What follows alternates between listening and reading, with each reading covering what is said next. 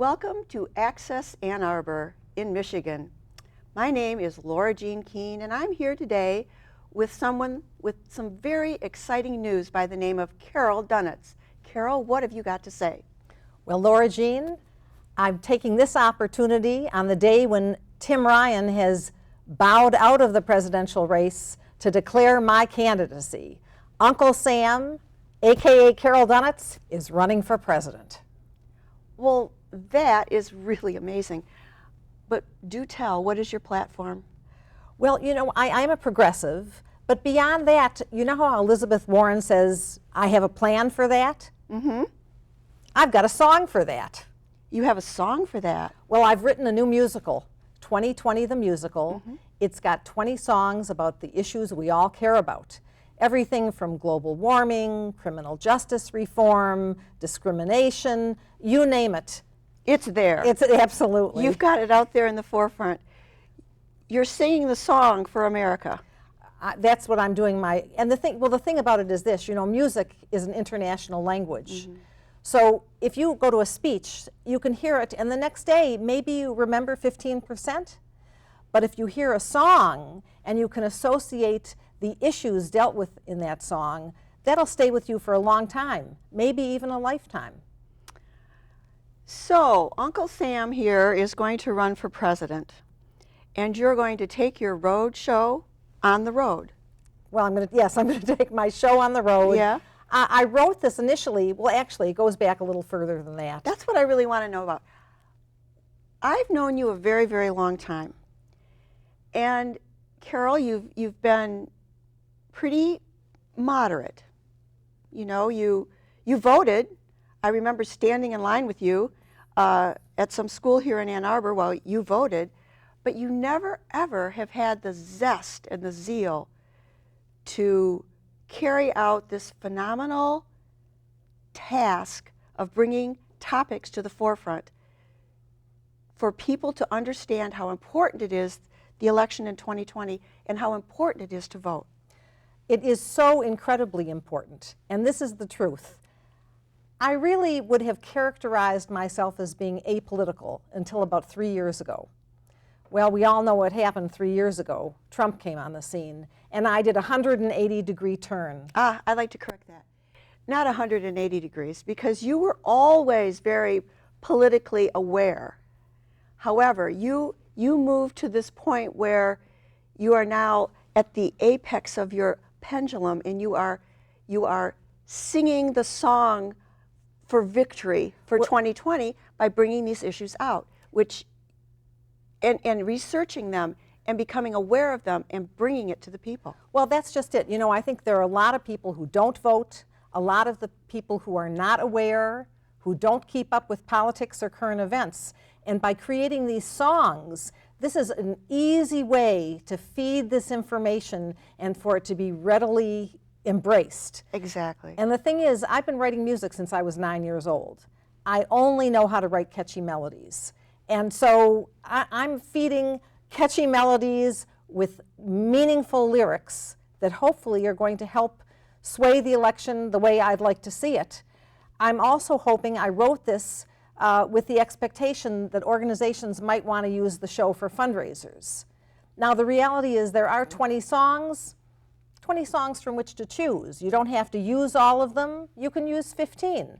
And actually, that's the difference between having a partisan show and a nonpartisan show. Absolutely. And I've listened to your CD. I happen to have it here with me. No kidding. I do have it. It's an amazing CD. And we have a selection of tunes from here, and I think we're going to use those as jumping off points. Sounds we good. will play clips from several of these songs and then give you an opportunity to tell us why it is you wrote it the way you did and what you're trying to achieve with it. Sounds good. And so if we could cue up the first song, we will play it, hear it, and analyze it. The clarinet told me she disliked the trombone. The trombone had a slide to change his pitch. so loud and mellow it would draw all attention. His style and sound, not refined, simply kitsch. And then the trombone thumbed his bell at the French horn, her shape curvaceous with a circular flow. Tone she offered elegance teamed with power. Her button like valve she used to temper the blow. What had the French horn to say to the trumpet? That is very amazing. Coming from a musical background and playing in orchestra for many years, this all is very poignant for me. Where did you come up with this idea?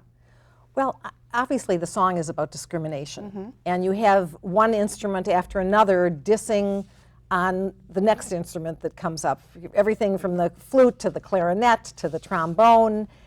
And I have essentially anthropomorphized or personified the instruments of the orchestra. So this is a great non-threatening way to approach discrimination. People can watch this, and I'm not blaming anyone. I'm not blaming anyone from who has a particular idea or thought.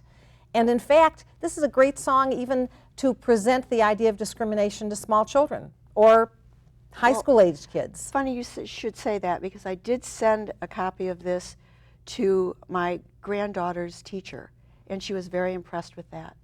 And we're going to work it into their scholastic upbringing in kindergarten. Nice. Well, let me just explain. Obviously, you're only seeing a small part of the clip.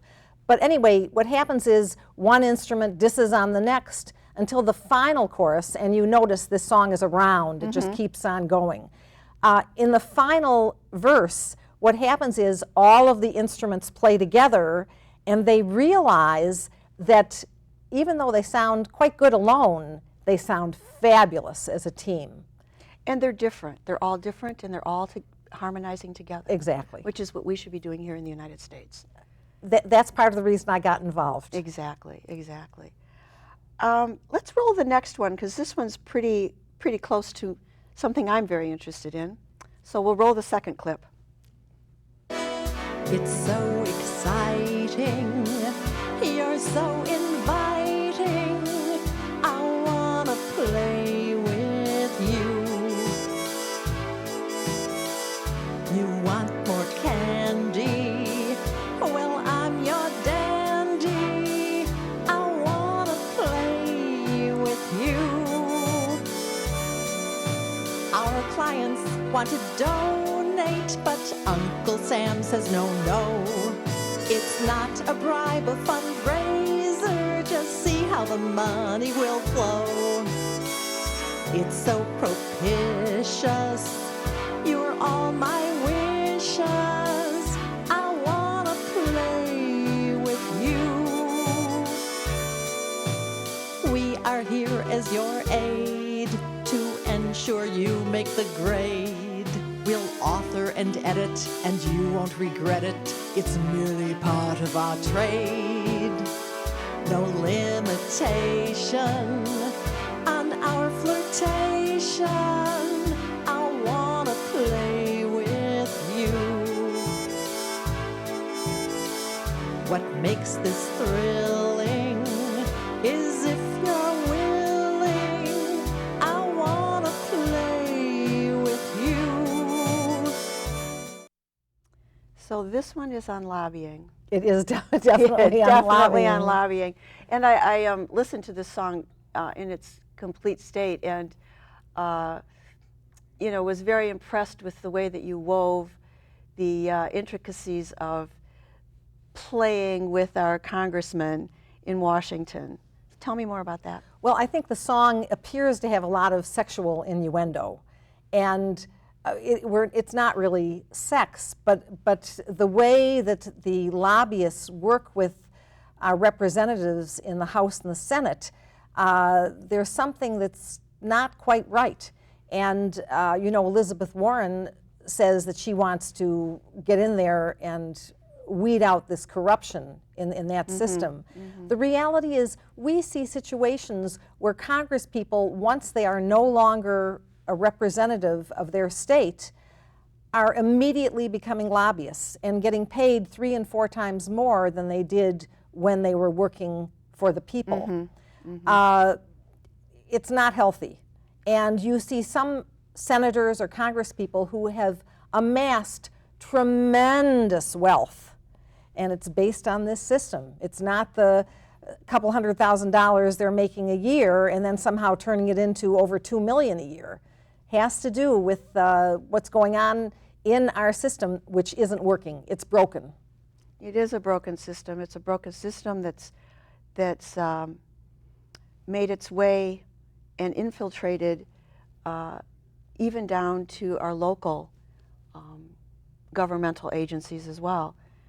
And knowing that, your keenness of pointing out in such a lyrical way makes it easier to find a way of getting out of it. I hope so. The fact is, we're not going to be able to wipe out all corruption. That would be naive to think so. But if we can find ways to work some of it out of the system, we'd be in the citizenry of the United States would be in a much better position, and the country itself. Absolutely. Now the next one coming up is a hot topic too. All of yours are. They're all hot topics. But this one is incredibly poignant and very important to listen to. So if we could listen to that one.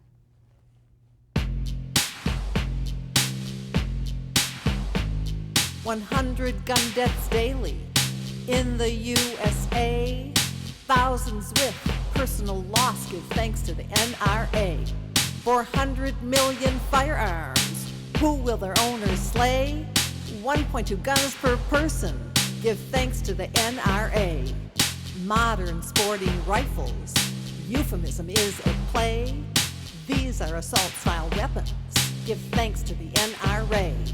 They say Second Amendment rights mean guns are here to stay, but there's no regulation, give thanks to the NRA. We need some laws to stem the tide, cause safety held at bay prompts murder and mayhem, give thanks to the NRA. High-capacity magazines bump fire stocks, hooray! Let's strike out at those we hate, give thanks to the NRA. Gun control is what we need, put sensible laws in play. Stop! Congress is on the take, give thanks to the NRA. Who spent more than 30 mil in 18 to get their way? The answer is an easy one, give thanks to the NRA. Well, what can we say? My son is a gun owner. He heard this song, and what he thought and what he asked of me was, how can the NRA change? How can they change? Well, I don't think we're going to change the NRA. What we need to do is change some of the laws that regulate guns. In other words, we need some gun control. After what happened in some cities, every town for gun control came into existence. And I think if you talk to people, the vast majority want some kind of gun control. In this country, we're never going to be gun-free, and that's not the issue. But you need to get a license. First of all, you need to take a class, and then you need to get a license to drive a car. Doesn't it seem reasonable that you should take a class and get a license to be able to own a gun? Oh, absolutely. And besides that, is there a reason that we need assault-style rifles here? I mean, these things were built for war, not for everyday use in our country. It's beyond me.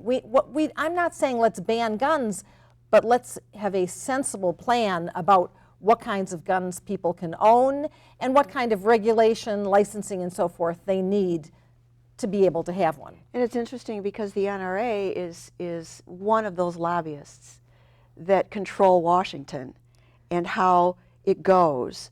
with their laws and their regulations. So well, this gets back to the lobbying. Why are the lobbyists controlling our legislators? well, that's a good question, and we're going to find out, aren't we?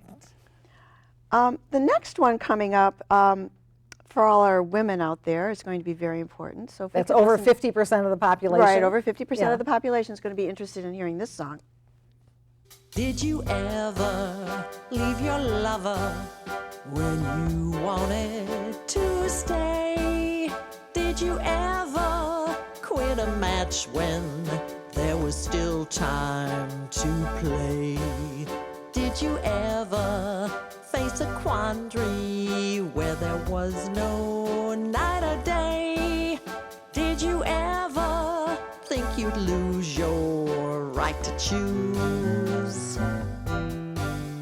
My body, my choice, my life, my voice, my thoughts, my needs. Come stand by me, rejoice. Did you ever take the side of one you knew had no sway? Did you ever think you'd lose your right to choose? Well, what do you have to say about that? Well, I think if you look at the statistics, you look at the numbers, you'll see that most Americans think that women should be allowed to choose for themselves, and if they want an abortion, should be able to have one. What I say to the people who are fighting so hard to ban abortion, if you don't believe in abortion, don't have one. But don't try and press your ideas and thoughts and beliefs on everyone else. The fact is, the vast majority of people, men and women in this country, believe there should be access to abortion. Now, we can talk about when someone should have an abortion or when they might or how they feel.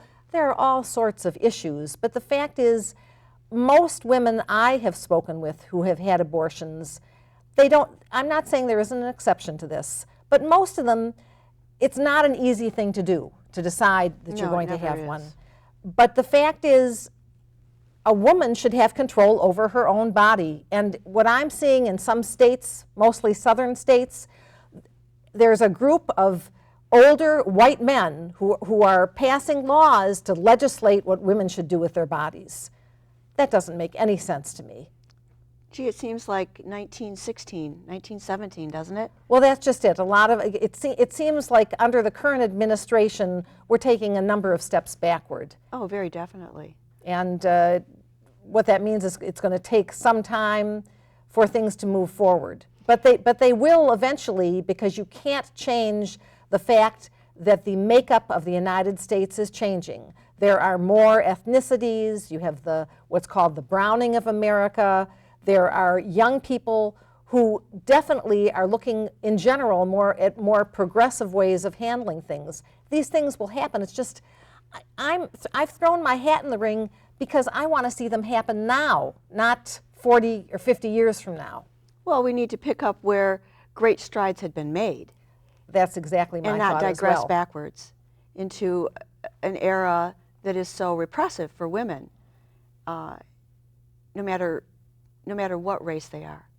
I've seen some quotes where a congressman or two has said that the vote should be taken away from women. Can you imagine that? No. So I think we should tell the women out there that they should vote. Absolutely. Get out and vote this next election. All elections, but women get out and vote. Now the next one coming up clip is highly debatable in many areas, and I think the proof is in the pudding. As we see time go on, we're going to see changes in our climate, and you've spoken to that. If we could play the next one. I used to sit out on the front porch with my grandpa. We'd stare out at the wheat fields and blue pristine sky. He'd share stories from his youth. I'd hang on to every truth.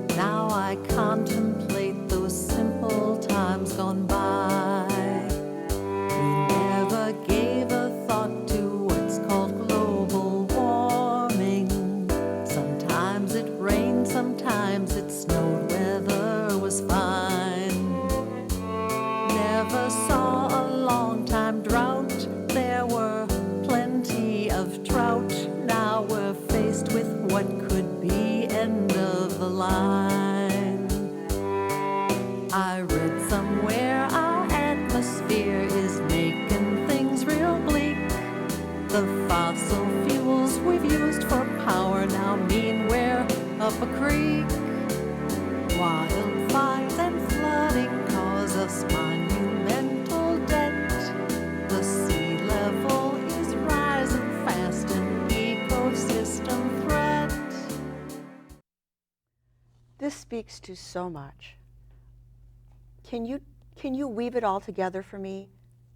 Well, that's what I've Make me tried. understand all that you're talking about. Well, that's there. what I've tried to do in this song. And of course, you can hear all these songs on YouTube.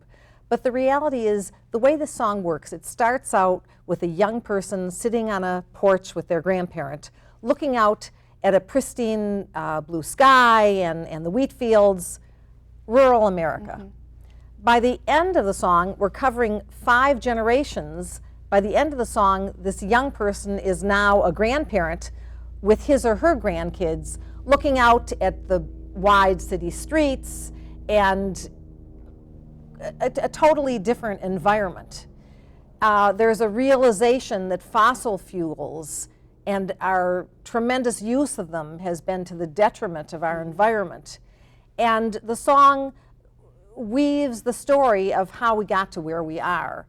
And the way it ends is the grandparent is saying, I want all this corrected so I can pass on what my grandfather gave to me. You know, our responsibility as stewards of our planet is spoken to here, and our stewardship is being undermined by a group of multinational corporations that want to sustain their payments to their stockholders. Well, the problem here is that it's all about the money. It is. And the reality is that value has to change, because at some point, if you live on a planet that's extraordinarily uncomfortable, it doesn't matter how much money you have. Yeah. Yeah. I believe that something needs to be done now. In fact, I was very impressed by Greta Thunberg, who came to the United States and addressed the United Nations. I love the way Jane Fonda has moved to Washington, D.C. For 4 months for her Fire Drill Fridays, Yes. which I plan on going to one in the next couple weeks. It'll be interesting to see Uncle Sam arrested. It will be. But this is probably, I think that would be great. yeah, above all, probably the most important issue that we have to deal with. And it's not an issue for the United States alone. It's an issue for people and administrations and countries all over the on our planet. We planet. must work together for a world that is fit to live in. And I cannot disagree with you. It is, and I couldn't agree with you more. As a small farmer myself, I feel the climate change. Can we roll the next video, please?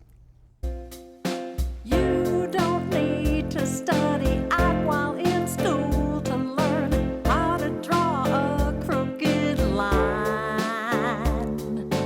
Any cartographer drafting a map can show you gerrymandering that's fine. When in power, take the bull by the horns, partisan your chart to make a survey.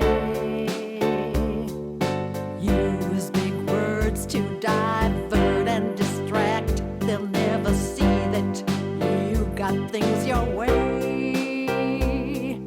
Pick a card, any card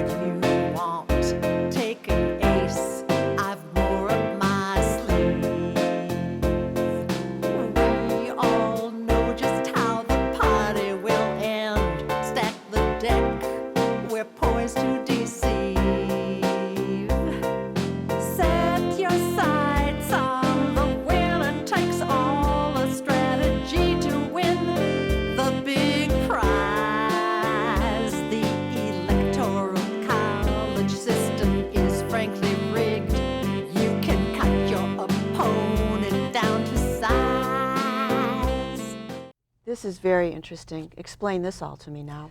Well, this song has to do with voter fraud, voter purges, the Electoral College, which is definitely slanted toward Republicans, purging of voters on rolls, so they're not allowed to come vote. This is serious stuff, because every American should have the opportunity to vote, and it's not the way things are going right now. No, this is a very serious matter, and I just want to interject something else here. The issue of gerrymandering, which comes up here, the reality is typically what happens is the party who is in power gerrymands. So the Republicans are doing it now, Democrats have done it at other times. I think this situation has to be rectified so we have fair districts all the time and things don't bounce back and forth in a way that is not what makes it reasonable for the American people. and clearly our votes need to be recognized as a vote, you know, Absolutely. as a complete vote. I really want to get to this last bit before we leave, so we'll roll the next one because it's very important as well. Thank you. Lost a good job in 17 through no fault of my own. Living now from hand to mouth, thank God the kids are grown. If I'd known back then what life held in store, I never dreamed that we'd be so poor. $9 an hour, there's got to be more. This life shared in poverty. We'll sit and dream about a living wage, cover all bills to be paid. Oysters and caviar we can pretend, a new dress, some shoes made of suede. Laura Jean, I know we're starting to run short on time. I just want to say this video here, this song, is about everyone having an equitable wage, a situation where everybody can afford to have a decent life. And a minimum wage of $9 does not get us there. So that's what this song is about in total. Well, we're going to wind up here, and what needs to be said here is you have done a great service here to the United States. Thank you. By bringing your music to the American people. And if you had one thing more to say as we wrap this up, what would it be for your constituents as you run for president? Well, of course I want everyone to get out and vote, but what I really want, listen to all the songs and even go a step further. Be sure that you're informed so you can speak knowledgeably to others and you can help bring about positive change. And that's what we want to see here in America. The clarinet told me she disliked the trombone.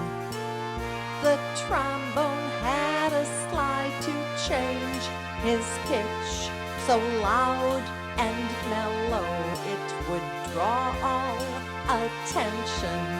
His style and sound, not refined, simple